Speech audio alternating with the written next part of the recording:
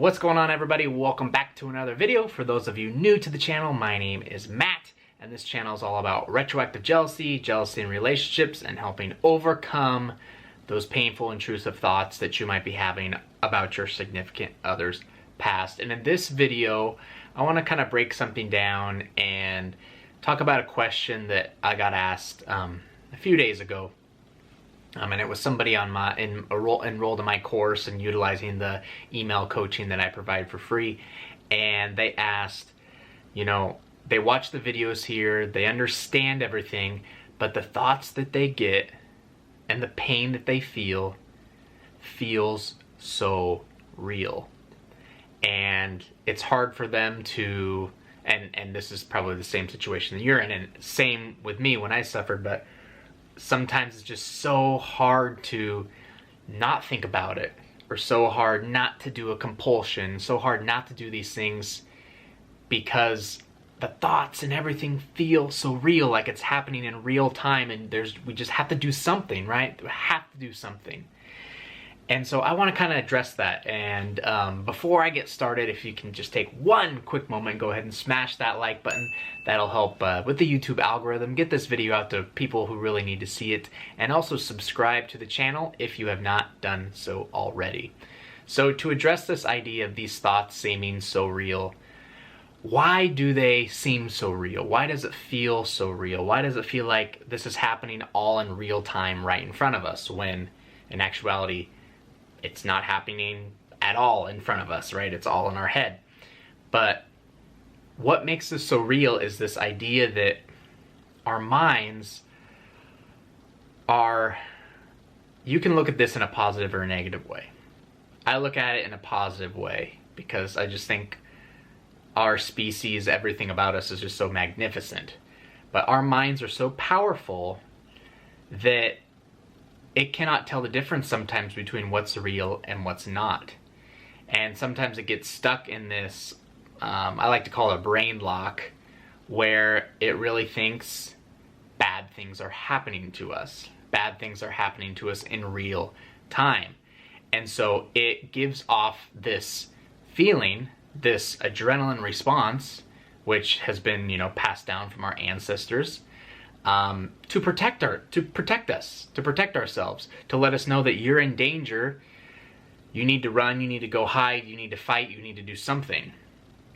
And again, as I said, this was passed down from our ancestors, so it's as if we are, we're asleep in the woods and we wake up and there's a big saber-toothed tiger staring down at us, wanting to eat us. And we're gonna get that feeling. Okay, that same feeling we get when we have an intrusive thought that we don't like, we're going to get that feeling of, do I fight? Do I freeze? Or do I run away? And again, your brain, when these retroactive jealousy thoughts are coming, are sending signals that there is the saber-toothed tiger there, that it's right there in front of you. And you need to either get out of there, you need to fight it, or you need to do something. And so that's why it seems so real to us, is because our brain actually thinks it is real.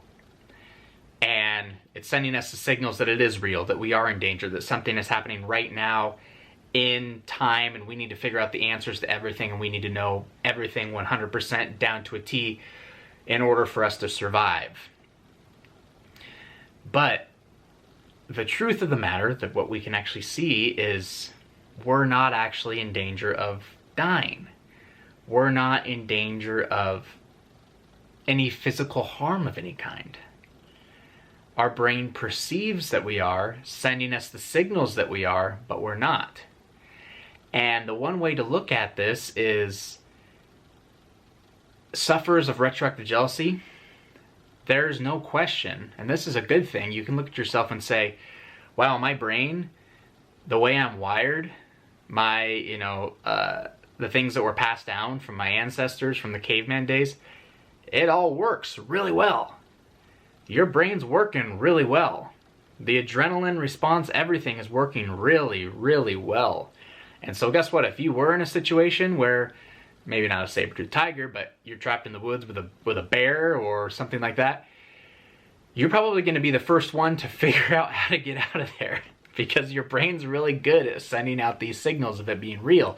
But I just want to bring that part up is, you know, everybody says retroactive jealousy is so bad and it's so terrible, and yes, it hurts, it sucks, it feels horrible, but at the same time you can look at it as, you know, wow, I mean, all my systems, everything, it's working just as it's supposed to work, just in a different way, not how we want it to work necessarily. So that's why it seems so real, is because your brain is basically sending signals telling you that it is real.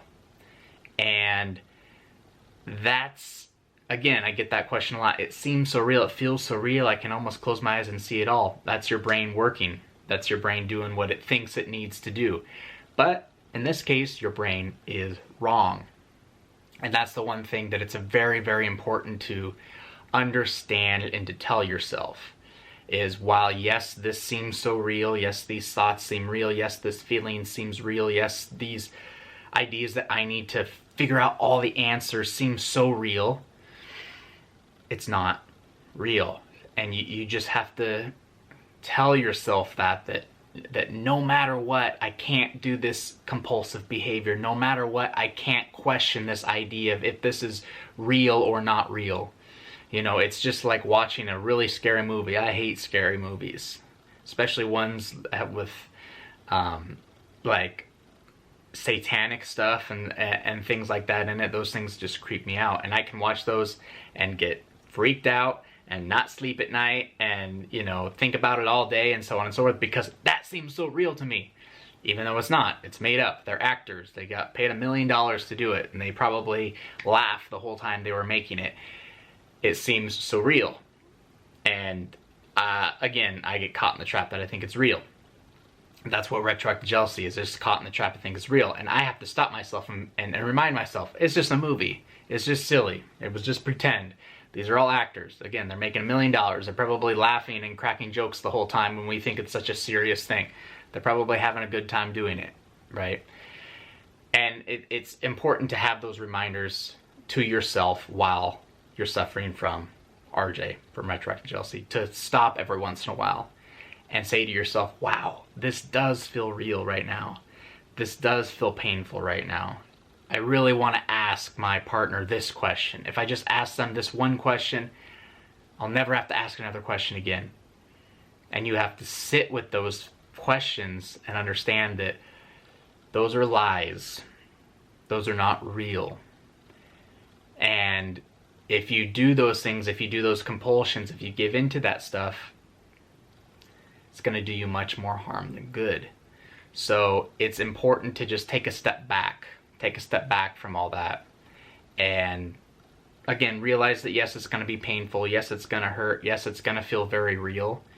But to continue on the path that you know what to do. And that's the stuff we talk about in all the videos. So I won't go through it all over again, because you guys know, guys and gals both know what it takes to overcome this thing. But even on the darkest days, even on the darkest hours, even again when, you know, your brain is telling you that everything is real, check in with yourself physically. If it's real, look around you. Is there a guy standing in here with a knife? Am I standing on the edge of a cliff? Is there a saber-toothed tiger in here? Am I, in the next 10 seconds, in danger of being physically harmed by anything in this room? Is the ceiling gonna fall down on me? And if there's nothing dangerous in your proximity, you know that these responses, these things, for right now, it's a lie. And it's just an overstimulation of the nervous system. Your brain's a little confused. It's sending the wrong signals to the wrong things. That's it. And so the more you understand that, the more you don't give in to that feeling and the fear that's coming up, the sooner your brain will unlock and realize, oh, shoot, I was sending a lot of adrenaline all the time when, you know, when Matt was thinking about this, but he's in no danger. I can see that now. Let me save this adrenaline for when he needs it, and when he goes camping with his friends and there's a bear in the woods. Okay, then I'll send all this adrenaline to him. So it's just getting your brain out of that lock mode. Understanding that as real as it may seem, it's not.